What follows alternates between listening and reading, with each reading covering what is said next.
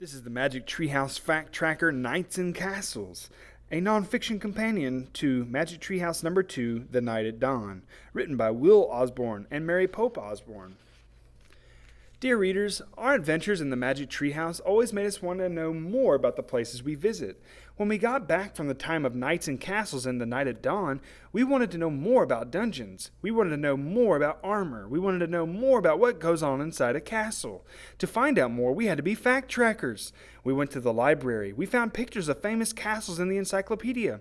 We checked out books in the Middle Ages. The librarian helped us track facts about knights on the internet. We even found a DVD about building a castle. Now we want to share the facts with you, so get your notebook, get your backpack, and get ready to gallop across the drawbridge into the time of knights and castles. Jack and Annie. Chapter 1.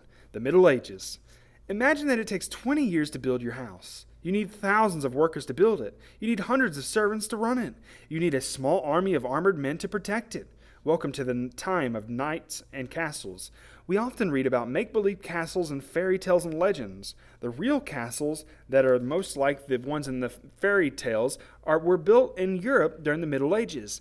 The Middle Ages began about 450 AD and they lasted for over 1,000 years. This period of history is called the Middle Ages because it was between ancient times and the modern times. It is sometimes called the medieval era. Medieval is Latin for Middle Age. The Middle Ages were a time of great change in Europe. More people learned to read and write. The first universities were built. New kinds of painting and poetry were created. The Middle Ages were also a time of war and fighting. People fought with each other about religion. They fought mostly about who should marry who. Mostly, they fought about land. Take a look on the left on page 14. Eyeglasses were invented in the Middle Ages. A university is a school of higher learning. At the top of page 15, you'll see the Battle of Agincourt, 1415. During the Middle Ages, nearly all the land in Europe belonged to kings. Each king's land was called his kingdom. Most kingdoms were too big for a king to defend without help. So a king often turned over pieces of his kingdom to men he trusted. These men were called barons. The pieces of land were called fiefs, or manors. On the left of page 16, you'll see that some manors were very large. They could include several villages and many farms. Not all knights got their own manors. Some lived in a lord's castle.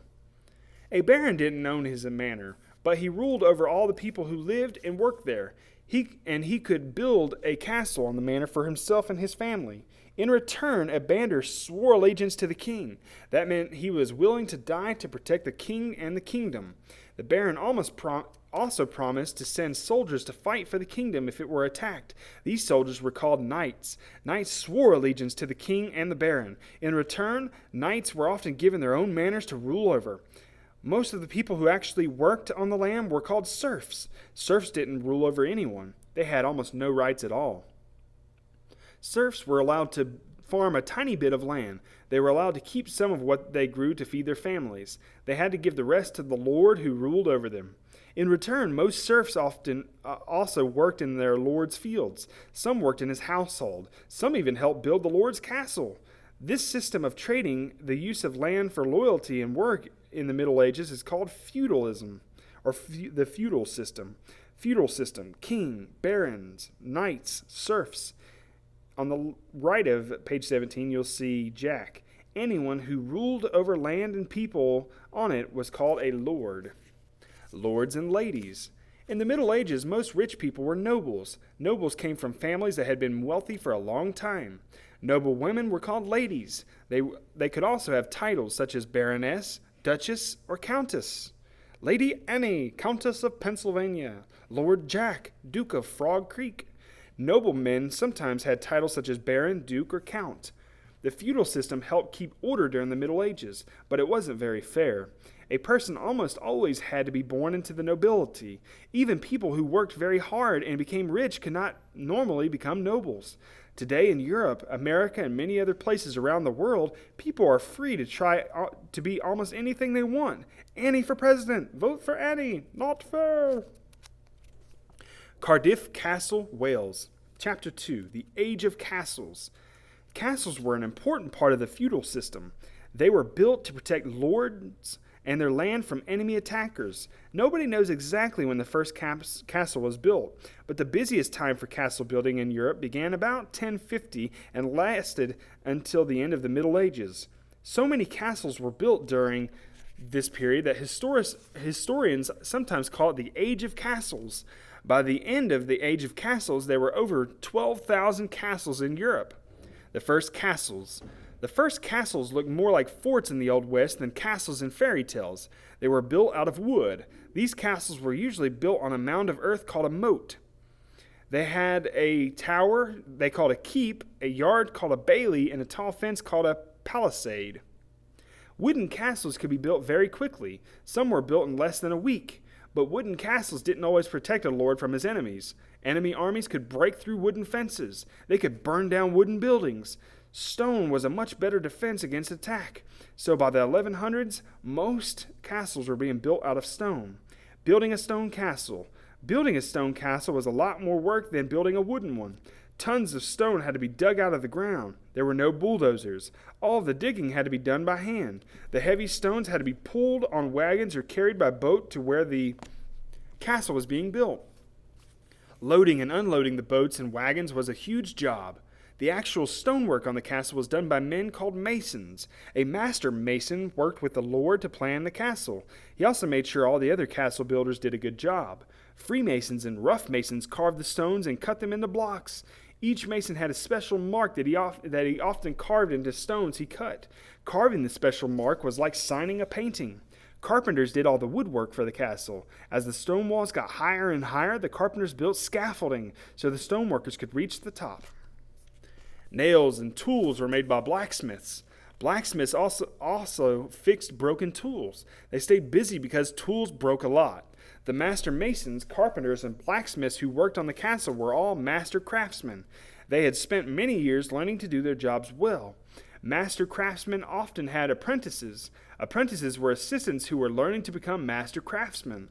The master craftsmen and their apprentices needed lots of help. Most of their helpers were poor people who lived near the castle site. Castle builders' jobs: masons, carpenters, blacksmiths, apprentices.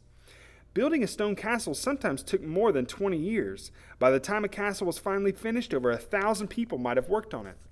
How to become a master craftsman? Become an apprentice to a master craftsman. Run errands and work without pay. Learn skills. After 7 years, become a journeyman. Practice your skills. Work for low pay. Make something that shows off your skills. It's called your masterpiece. Present your masterpiece to a guild. A guild is a group of master craftsmen who share the same skills. Congratulations, you've passed the guild's test. You can now be a member of the guild and train apprentices of your own. Jack of Frog Creek, master craftsman. Chapter 3, Protecting the Castle. It took a lot longer to build a stone castle than a wooden one. It also cost much more. Most lords thought stone castles were worth the extra time and money. When a stone castle was complete, it was very hard for an enemy to get inside. Stone castles often had towers that reached high above walls. There were watchmen in the towers. When the watchmen saw an enemy coming, they blew horns to sound an alarm. Sentries with bows and arrows stood guard along tops of all the castle walls. The sentries were protected by stone battlements. Battlements had gaps called crenels and solid places called merlons. When the sentries heard the watchman's alarm, they could shoot arrows at the enemy through the crenels. If the enemy shot back, the sentries could duck behind the merlons. If the enemy got past the tower watchman, they still had a long way to go to get inside the castle. First, they had to go through the barbican. The barbican was a walled passage that led to the castle gate. There were big doors on each end. If the enemy tried to sneak into the castle, guards would close the doors. The enemy would be trapped. If the enemy got through the barbican, then they had to cross the moat. The moat was a deep, wide ditch that ran all the way around the outside of the castle walls. The moat was usually filled with water. The only way to cross the moat was to go over the drawbridge. The drawbridge worked sort of like a seesaw. When it was lowered, it made a bridge from a barbican to the castle gate. When it was raised, it blocked the gate, and there was no other way across the moat. A sliding door made of iron bars also protected the castle gate. The door was called the portcullis. Behind the portcullis was a pair of wooden doors. The doors were very thick. They had strong bolts. When guards at the castle gates heard the alarm, they raised the drawbridge. They powered the portcullis. They shut the doors behind the portcullis. They locked the bolts on the doors. It was almost impossible for the enemy to get inside the castle. Turn the page to see how all the different parts of the castle fit together. This way. A castle wasn't just a building where the Lord lived with his family. It was everything that was built to protect the Lord and his land. Chapter 4, Castle Life. A castle wasn't built just to protect people from their enemies. For the lord and lady of the manor, the castle was also home. A lord and lady usually married at a very young age. Most boys and girls from noble families were married by the time they were 14 years old. Noble marriages were often arranged by the couple's parents. Sometimes the bride and groom didn't even meet each other until their wedding day. Once they were married, the lord and lady had many duties. The lord was in charge of the whole manor. He was a general, police chief, and judge all rolled into one. He protected the people who lived on the manor. He also collected taxes from them. He settled arguments and punished criminals. The lady of the manor ran the castle household. She made sure all the servants did their jobs well. She took care of the castle business when the lord was away. For fun, lords and ladies often went hunting together. They also sang and played musical instruments. Many played the game of chess. The lord and lady's children were usually sent to live in other castles when they were about 7 years old. There, they learned manners and school lessons. It was feared their parents would spoil them if they stayed at home. Hundreds of servants lived in a castle. Their job was to keep the lord and lady as comfortable, safe, and as happy as possible. Some servants worked in the kitchen. They roasted meat and baked bread. Other servants washed clothes and swept floors. Special servants helped the lord and lady dress and bathe. It was considered a great honor to be chosen on a personal servant to the lord or lady. Lords and ladies often dressed in very fancy clothes. Ladies almost always wore long dresses. Married women were supposed to keep their hair covered at all times. A lady's headdress could be huge. Lords usually wore hose made of wool and skirts made of linen. They often wore tunics over their shirts. They sometimes wore floppy hats with long tails. Shoes with pointed toes were also popular. Some shoes were so long and pointed that they were twice as long as the wearer's feet. The lord and lady did not take baths very often. When they did, their servants filled a giant wooden tub with water heated over a fire. They used soap made from ashes and sheep's fat. The lord and lady slept in a big bed in the master bedroom of the castle. The bed was usually very fancy with curtains all around it. When the lord visited other castles, he often took his bed and bathtub with him. Beds were high to keep mice out. The Great Hall. The Great Hall was the biggest room in the castle. It was where the lord settled arguments among people who lived on the manor. It was where he met with important visitors. It was also where the lord's family, his knights, and his guests ate their meals. At meal times, the hall was lit by candles and torches. There was often a huge fire blazing at one end of the hall. At the other end of the hall was the high table. The high table was set on a platform. It was where the lord and lady ate their meals. Their lord was served on plates made of pewter or silver or gold. Everyone else sat on benches or stools at long wooden tables. There were no plates for them. Their meals were served on thick slices of stale bread. The bread slices were called trenchers. When the trenchers got too soggy to hold meat, they were given to beggars outside the castle. Table manners were a little different than what they are today. There were no forks, so it was all right for people to eat with their fingers. Several people might drink from the same cup. They could throw their scraps on the floor. It was even okay to spit on the floor. But by the end of the meal, the floor in the Great Hall was really dirty. It was covered with scraps of food, bones, and even droppings from animals. Servants sometimes spread flowers and dried weeds on the floor to cover the bad smells. On holidays and other special occasions, the castle had celebrations called feasts. On feast days, the Great Hall was filled with music. Singers and musicians performed while the guests ate. Jugglers and jesters also entertained the crowd.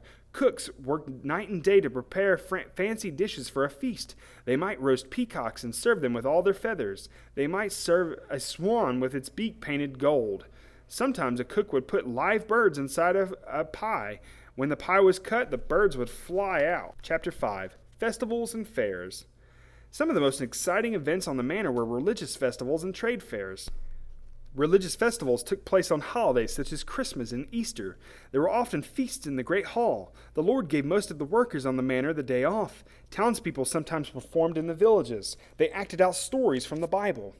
Religion in everyday life. Religious worship was also an important part of everyday life during the Middle Ages. Most castles had their own chapels. The chapel was often the most beautiful room in the castle. Many chapels had stained glass windows, painted walls, and crosses made of gold. Castles usually had their own priest too. Each morning the lord and lady prayed in the chapel with the priest. The priest said a blessing before every meal. He conducted weddings and other religious services. Most lords often built churches for the serfs who lived in their manors. Sometimes the lord and lady of the manor went on a religious pilgrimage. A pilgrimage is a trip to a holy place. People believed that making a pilgrimage would help them get to heaven when they died. Market days and trade fairs. Of course, not all gatherings on the manor were religious. There were also market days and trade fairs. Market days usually happened once a week. On market days, farmers and merchants set up stalls outside the castle gate. People on the manor came to buy food, clothes, and other goods. Trade fairs happened once or twice a year. At trade fairs, merchants from around the world came and set up tents. They sold everything from candles to soaps to fancy daggers and swords. People from nearby villages sold pies and cakes and hot wine. Minstrels walked through the crowd singing songs. Their songs often told stories of heroes and their adventures. There were even trained dogs and bears that would dance for pennies. Everyone on the manor looked forward to market days and trade fairs. On these days, they could take a break from their daily chores. They could shop, and they could gossip and share news with their neighbors and friends. Turn the page to visit a medieval trade fair. Chapter 6. Medieval minstrels often sang songs that told stories of heroes and their adventures. The heroes were all very brave and bold and fair. The heroes were knights. Knights had different names in different countries. In Spain, they were called caballeros. In Germany, they were called ritters. In France, they were called chevaliers. All these words mean the same thing, horsemen. Knights were soldiers who fought on horseback. Becoming a knight. It took years of training to become a knight. It also took a lot of money. Horses and armor were very expensive, so most knights came from wealthy, noble families. A boy who wanted to be a knight started his training when he was about 7 years old. At that time, his parents sent him to live in another lord's castle. He became a page. A page served the lord's family their meals. He learned manners. He learned battle skills by fighting with wooden swords and riding on wooden horses. When a page was about 14, he became a squire. A squire was an apprentice to a knight. A squire took care of his knight's horses. He polished his knight's weapons and armor. If a knight were called to war, his squire went with him. A squire had to be ready to fight beside his knight on the battlefield, so he practiced fighting with real swords and other weapons. Most important, he practiced his horsemanship. A squire had to learn how to ride a horse without using his hands. On the battlefield, he would need both hands to hold his weapons and shield. Most squires became knights at age 21. They were usually knighted at a dubbing ceremony. A squire could be knighted or dubbed or knighted by his father or by a knight who trained him. A squire from a very important family might even be dubbed the king himself. At the dubbing ceremony, the new knight promised to be brave and loyal. He swore to protect his lord, his king, and his church. Becoming a knight, page, squire, dubbing ceremony, knight. The code of chivalry. In the later Middle Ages, knights also promised to have good manners. They had to be fair to all people. They had to protect the weak. They had to be generous, and they had to honor and respect women. These rules came to be known as the code of chivalry. In real life, knights could be ruthless and cruel, but the minstrel songs of heroes reminded them of the code of chivalry and how they promised to behave. Turn the page to read about the most famous knights of all, this way. King Arthur and the Knights of the Round Table. During the Middle Ages, the most popular stories about knights were tales of King Arthur and his kingdom of Camelot. There were make-believe short stories, but they may have been based on the real king who lived in Britain in the 6th centuries.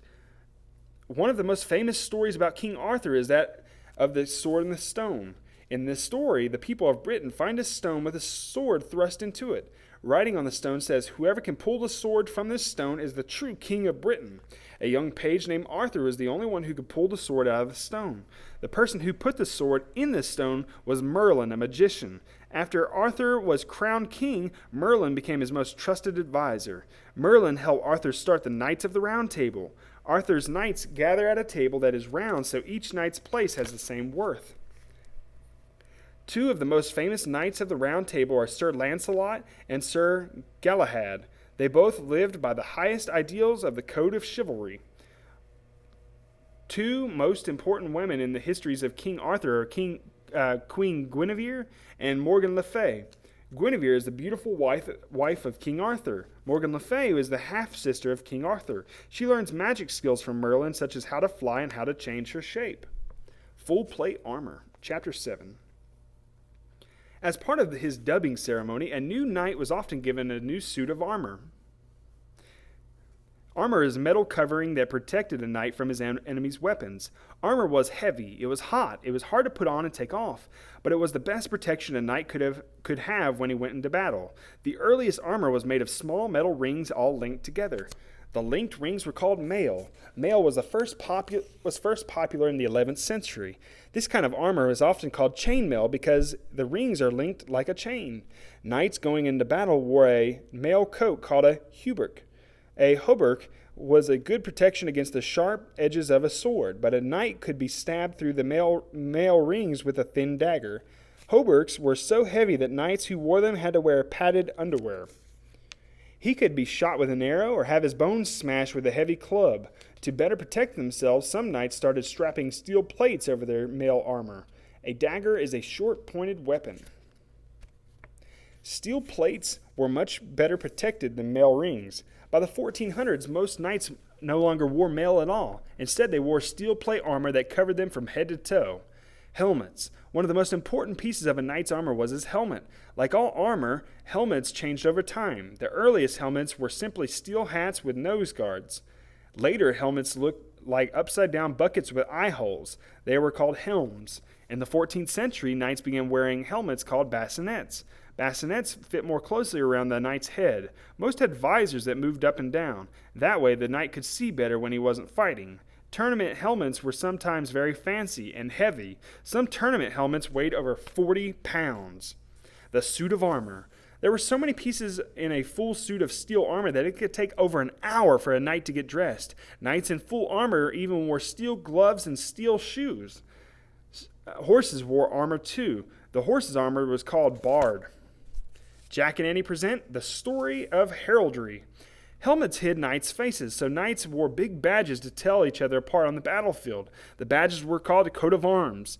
The first knights could choose anything they wanted for their coat of arms. A knight might pick a lion to show bravery, or a tree to show his strength. Eventually, though, there weren't enough pictures to go around. Strict rules were made about who could use which pictures. There were also rules about how pictures could be drawn. The person who checked to make sure the rules were being followed was called a herald. The whole system of coat of arms was called heraldry. Chapter 8. Weapons. A knight carried many weapons into battle. His most important weapon was his sword. Early swords were flat and wide. They had two sharp edges. They were called slashing swords. Armor did a good job of protecting knights from the sharp edges of slashing swords. So sword makers started making swords that were longer and more pointed than slashing swords. Those swords were called thrusting swords. The point of a thrusting sword could fit between the steel plates or through the mail rings of armor. In the later Middle Ages, some knights carried swords that were so long and heavy they couldn't hold them in one hand. These were called hand-and-a-half swords. Hand-and-a-half swords could be nearly as tall as the knights who carried them. A knight's lance was nearly as important as his sword. A lance was a very long pole with sharp steel point on the end. A knight on horseback held his lance in one hand and galloped toward his enemy. When he got close enough, he tried to stab his enemy or knock him off his horse with the lance. Yikes! Sometimes a whole line of knights charged an enemy with their lances. Knights had plenty of other weapons, too. A flail was an iron ball and chain attached to a handle. The ball was covered with sharp spikes. A mace was a big club with heavy steel head. A blow from a flail or a mace could crush a knight's helmet and the knight's head inside. Knights also fought with battle axes or war hammers. Battle axes had short handles and broad, sharp blades. A war hammer was like a big hammer, a club, and a knife all in one.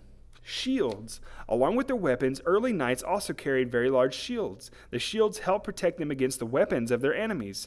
As armor got better, the shields got smaller. By the late 1400s, most knights did not carry shields into battle at all. They only carried them into special contests. These contests were often the biggest events of the year. They were called tournaments. Turn the page to attend a medieval tournament. Tournaments. Tournaments began as practice for war. Knights fought each other in big teams. They were called melees. Melees were very confusing. There were hardly any rules. It was hard to tell which team was winning. So tournaments began to feature two-man contests. The most popular two-man contest was the joust. In a joust, two knights tried to knock each other off with their horses and lances. Chapter 9, Battles and Sieges. At tournaments, knights fought for glory and prizes. When they went to war, they fought for their lives. Knights went to war for many reasons. Sometimes they fought to help their king get more land for his kingdom. Sometimes they fought to win back land that had been taken from their lord. Sometimes they traveled thousands of miles to fight wars for their church. Many knights fought their hardest battles close to home. They had to defend their lord's castle against enemy attack. Sieges. Sometimes an enemy would try to take over a castle by surprise. A castle in England was once invaded by soldiers hiding in a wagon full of hay. A more common way to try to take over a castle was by siege. During a siege, the enemy army surrounded the castle. They kept people in the castle from coming out. They kept food and supplies from going in. The attacking army tried very hard to get inside the castle. They often built special weapons to help them. These weapons were called siege engines. Some siege engines were huge. The biggest was the belfry. The belfry was a rolling tower. It was as tall as the castle walls. It could hold hundreds of soldiers. During a siege, the enemy army would roll the belfry to the castle walls. Then they would open up the top. The soldiers would inside climb out and try to go over the battlements. A belfry was also called a cat or a bear. Another siege engine was the battering ram. The battering ram was a big heavy log. The enemy pounded the log against the castle gates or walls, trying to smash them down. Catapults were like giant slingshots. They could throw big boulders at the castle walls. They could also throw boulders over walls at the people inside. Boulders weren't the only things catapults tossed over the walls. Sometimes an attacking army threw dead animals inside the castle. They hoped the animals would spread disease. Sometimes they even threw dead people. Defending the castle. Of course, the people inside the castle didn't just sit there while a siege was going on. They worked very hard attacking the attackers. Guards shot arrows from the battlements and towers. If the attackers got close enough, the guards dropped rocks and logs down on their heads. Sometimes they poured boiling water or hot oil on them. There were often secret passages inside the castle. Some of the passage floors had holes in them. The holes were called murder holes. During an attack, guards hid in the passages. They shot arrows and dropped rocks down on the murder holes if an enemy walked below. The end of a siege. Sieges also often went on for many months. Even if the enemy army never got inside the castle, they would still win the siege. If the siege went on long enough, the people inside the castle would starve to death. Most sieges ended before that happened. Sometimes the people inside the castle surrendered. The attacking army then took over the castle and all the land around it. When an enemy took over a castle, they usually held the lord's family and other nobles inside for ransom. That means they would keep them prisoner until someone paid for their release. Sometimes, of course, the people in the castle defeated the enemy. Most castles had secret doors that led outside. Soldiers could sneak out secret doors and take the enemy by surprise. Sometimes the king or another lord sent help. His army of knights might rescue the people inside the castle. If the enemy was defeated, they could be killed, held for ransom, or thrown in the dungeon. The dungeon. The dungeon was a prison in the dark, damp basement of the castle. Prisoners in the dungeon might be chained to the walls all day and night. Sometimes they were left to starve to death in their chains. Chapter 10, The End of the Age of Castles. The age of castles lasted nearly 500 years. Eventually, though, people stopped wanting to live in castles. Castles were dark. They were drafty. They were dirty. They were not built for comfort. They were built for defense against weapons of a lord's enemies. As time went by, new weapons were invented. The most powerful of these weapons was the cannon. Cannons were first used in Europe in the 1300s. By the 1400s, most armies used cannons when they attacked a castle. Cannons could fire heavy stone or iron balls against castle walls with great force. Even the strongest castles could not stand up against the cannon fire for long. In the late Middle Ages, armies started using cannons on battlefield too. At the same time, soldiers started carrying guns. A knight's armor and his sword were no match for cannonballs and bullets. The feudal system began to break down. Kings began training full-time armies to defend their kingdoms. By the end of the Middle Ages, hardly any new castles were being built, and the knight battling in shining armor eventually became a thing of the past. Knights and castles today. Knights and castles live on, though, in stories and legends and in traditions that are still alive today. People still become knights, but the people who become knights today don't even have to be good fighters. They don't even know how to ride a horse. Knight is now a title a king or queen can give anyone that's done a great service for his or her country. Many castles built centuries ago are still standing. People from all over the world visit these castles every year. The castles often displays of armor, weapons, clothes, and other things from the Middle Ages. When you visit one of these castles, you cross a drawbridge into another time. You can touch the stones carved by masons hundreds of years ago. You can walk the battlements where castle guards kept watch for enemy armies. You can sit in the great hall where pages served lords and ladies their meals on silver plates, and your imagination can carry you back over 500 years to the time of knights and castles.